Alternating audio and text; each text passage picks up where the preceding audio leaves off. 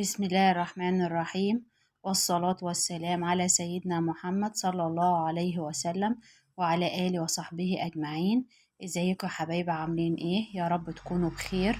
ان شاء الله هنعمل النهاردة أكلة سهلة وبسيطة ومش مكلفة خالص، بس الفوائد والقيمة الغذائية بتاعتها عالية قوي. هي ديت اللي هي ايه؟ الفاصوليا الخضراء. الفاصوليا الخضراء لها فوائد عظيمة جدا. بتحتوي على المغنيسيوم والفوسفور والكالسيوم. تعالوا نشوف إن شاء الله هنعملها إزاي. الأول هنجيب الحلة على النار ونحط فيها معلقة أو معلقة وشوية سمنة. يعني معلقة كبيرة ونص وشوية كمان كده سمنة، وبعدين هننزل ببصلاية مقطعينها قطع صغيرة، أو معلقتين صغيرين سمنة يعني. وبعدين هننزل بمعلقة صغيرة توم مفروم. طبعا احنا مش هنسيب البصل بس يدبل، ما ياخدش لون، طبعا يدبل بس. ونزلنا عليه بمعلقة توم مفروم. وبعدين هننزل بالطماطم. طبعا طماطم احنا اللي احنا هنبقى نعمله النهارده نص كيلو فاصوليا. نص كيلو فاصوليا هننزل عليهم بحدود 5 طماطمات حلوين كبار، معصورين ومتصفيين، لان الفاصوليا الخضراء طبعا من الاكلات اللي زي البسله بتحب الطماطم الكتير. كل ما تكون طماطمها كتير بتكون كويسه.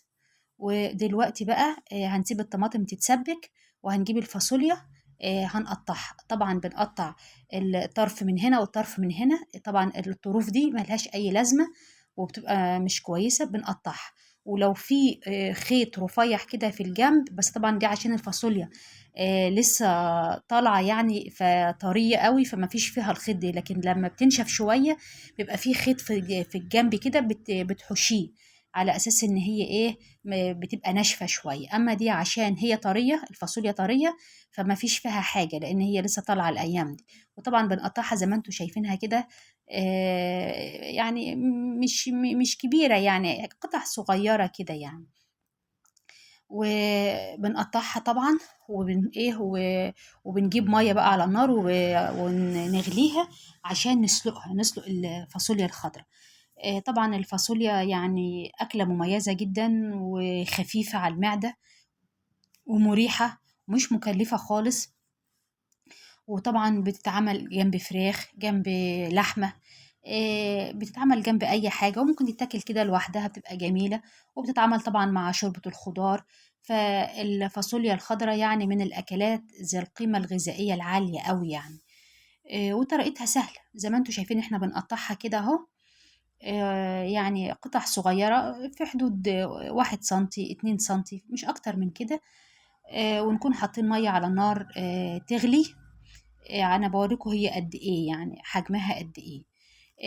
هو اللي احنا معانا النهاردة، معانا في كيلو فاصوليا خضراء. طبعا احنا هنسلقه ومش هنعمله كله، على أساس إيه، نطبخها يعني طازة كده، طازة، ما تبقاش بايتة يعني.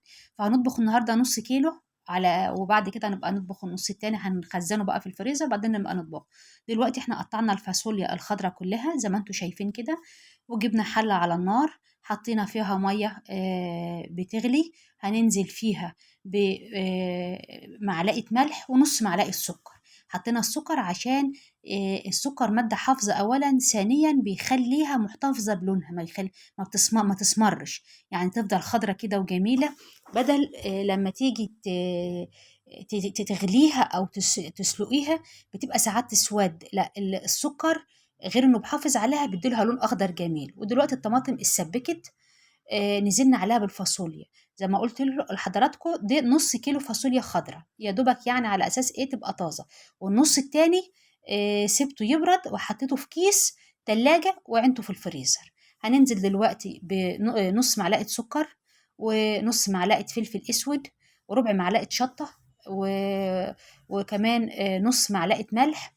هنحط لسه الملح لان لقيتها ايه، محتاجه ملح. هجيب كمان نص معلقة ملح، لأن ما حطيتش ملح قبل كده، ما حطيناش غير فلفل وشطة وسكر. طبعا السكر بنحطه عشان الحموضة دوت الملح اهو. وطبعا بتدوقي بعد كده لو محتاجة ملح تاني بتزودي.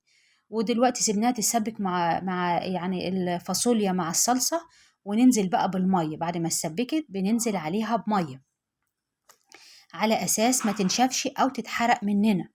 ننزل بمية وتسيبيها. الفاصوليا يا جماعة بتاخد سوى كتير. ولما تيجي تسلقيها على النار، مثلا تسلقيها في حدود مثلا 5 دقايق. لو هي بقى لقيتيها لسه جامدة، بتبقى يعني يجي عليها أوقات كده تبقى تحسي إنها ناشفة، لا سيبها تستوي شوية.